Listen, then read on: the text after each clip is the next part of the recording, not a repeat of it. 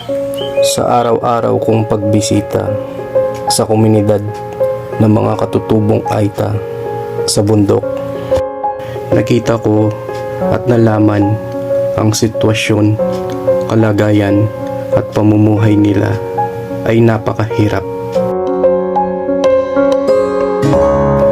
Ito ang simula na mapatayuan ng munting kubo na learning center.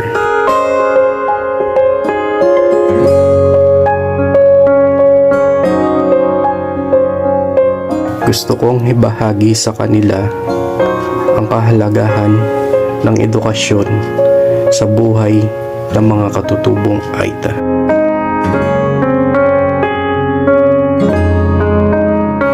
Dahil dito, matututo silang tulad ng pagbasa, pagsusulat, at pagbibilang.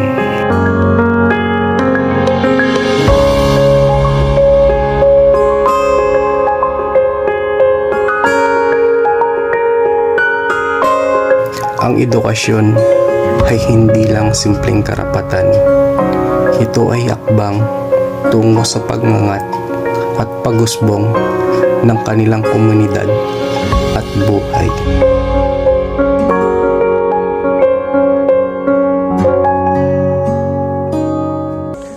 Magandang araw po sa inyong lahat mga kabuksi, mga kababayan. Ngayon muli po tayong umakyat dito sa kabundukan, dito po sa mga kapatid po nating mga katutubong Aita. Hello, good morning! Hello! Ako pala si Kuya Buksinyo. At nandito ako, merong kaming ibibigay na sorpresa sa inyo. Nag-aaral na ba kayo? Ito po.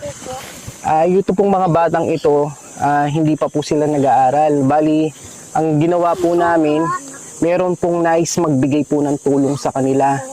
At susorpresahin po namin kayo kung sino po yung nagbigay nito. O, ready na ba kayo? O, tara, sama kayo, ano? Pupunta tayo doon, no? O, tara. O, tara, dahan-dahan. O, hintayin nyo si Kuya. O, hintayin nyo si Kuya. Po si ate. At ate, meron po kaming ibibigay po na tulong at sorpresa po sa inyo na pinagkaloob po sa inyo ni Tito Boy at Kuya Alan para sa mga bata. Ngayon po si ate po, siya po yung magiging teacher po natin o siya po yung magtuturo sa mga bata. Ano ate, ready na po ba kayo? Ito po yung mga bata, kasama na po natin.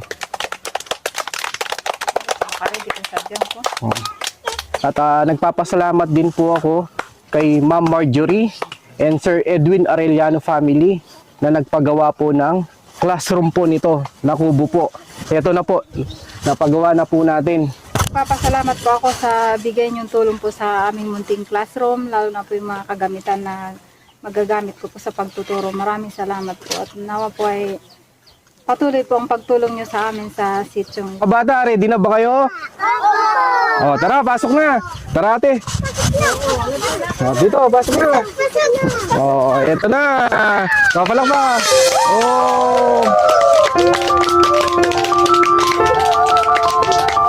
O, eto mga bata, maginig kayo. Dito, harap kayo dito. Harap kayo dito. Dito, harap kayo dito. Kuya. Eto po, nagpapasalamat po kami kay Tito Boy at kay Kuya Alan Cayetano sa pag-abot po ng mga school supply na worth of 25,000. Na nung pumunta po tayo sa Maynila, in-interview po tayo at pinagkaloob po itong tulong na ito. At ito po si ate, ito po yung binigay po sa atin na tulong. At nagpapasalamat din po pala tayo kay Ma'am Marjorie, Sir Edwin Arellano family na nagpagawa po ng kubong ito. At lalo na po para sa mga bata. Ang layunin po kasi namin ng mga kabataan ito na makapag-aral po sila, na bago po bumaba po sila sa kabundukan, marunong na po silang magbasa at magsulat.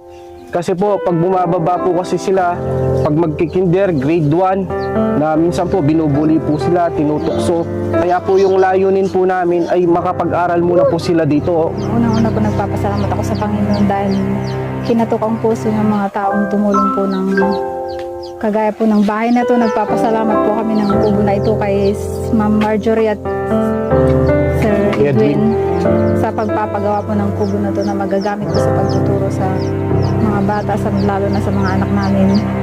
At nagpapasalamat din po ako kay Tito Boy at Sir Alan Cayetano dahil sa mga school supply po na magagamit po namin dito sa kabundukan na to. Nagpapasalamat po ako sa Bali, ano po, si ate po siya po yung magiging teacher po natin. At kayo po yung magtuturo po sa mga bata para marunong po silang magbasa, magsulat. Para pagdating ng bababa kayo ng kabundukan, mag-aaral na kayo ng kinder, ng daycare, grade 1, marunong na kayo magbasa at magsulat, di ba? Oh. Oh, masaya kayo, meron na kayong school supply. O, tignan nyo. Mga bata, meron kayong lapis. Merong ano dito, mga papel. Tapos, merong coloring book dito. At merong mga, ano ate, ito po, mga tinuturo sa mga bata, no? Mga ABCD, mga numbers. Tapos, meron ding magbabasa ng libro sa inyo na si ate, no? Si nanay nyo, no? Siya yung magtuturo sa inyo ng mga libro para marunong kayong magbasa. Ito po ating mga, meron din po mga ano dito, no? Sa mga kultura dito sa Pilipinas. Meron ding Bible words po, no? Para sa mga bata. Tapos ito yung sinasabi ko po sa kanila, ate, no? Mga ABCD para marunong po silang sumulat. Tapos meron din po tayong ready dito. Ito po, binili po natin. Ito, mga bata, no? Para alam niyo yung oras. Tapos mga buwan. Yan, no? Iba-iba, no? Mga numbers. O, yan. O, tapos merong mga animals dito para alam nyo kung ano sila, no? Tapos meron ding colors. So, ayan, no? Ito po, muli po kami nagpapasalamat po kay Tito Boy, kay Kuya Alan Cayetano sa pagbigay niya po ng school supply. At maraming salamat po sa lahat ng mga sumusuporta, tumutulong po, lalo na po sa mga kababayan po nating mahihirap, nangangailangan, lalo na po sa mga kapatid po nating mga katutubong Aita. Ito po ang ating simula na matulungan po natin sila, lalo na po sa pag-aaral. Napaka-importante po kasi sa amin na matulungan sila na magbukas po ng karunungan, lalo na dito sa kabundukan. Marami pa kaming project na ipagkakalob po dito at kinakausap ko din po yung mga ibang sponsor. Magpapalagay po tayo ng blackboard dito. At hingi pa po tayo ng ibang tulong, lalo na wala pa po tayong mga upuan para sa mga bata. Kasi po, nakikita nyo po, wala pa pong upuan dito. Kaya kami po dumadalangin sa mga kababayan po natin, lalo na po sa mga sponsor natin, na sana matulungan pa po natin sila. Lalo na po yung mga bata na gustong mag-aral. So, ready na kayong mag-aral? Mag-aral kayong mabuti, ha? Ito po, ito na po yung mga school supply. Ang gagawin po namin dito lang po namin i-stay yung mga school supply. Bali, pag pumapasok po sila, ate, ganito po yung gagawin pala natin. Ang mga school supply po na ito, dito lang po ito.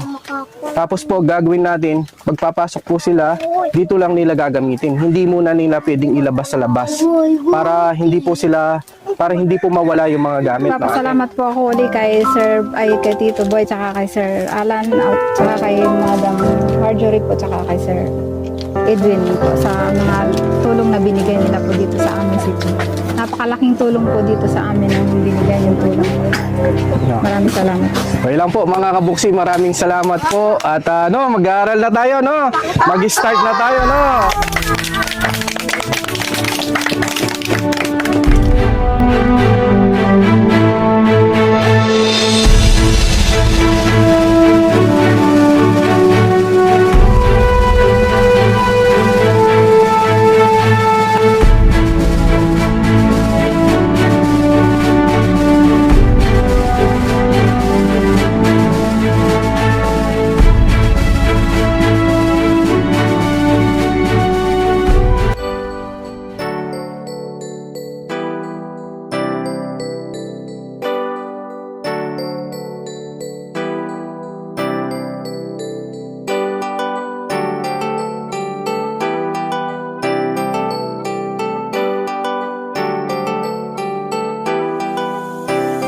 Siya ang lagi niyong kasama, ang laging kaagapay at di ka iiwan.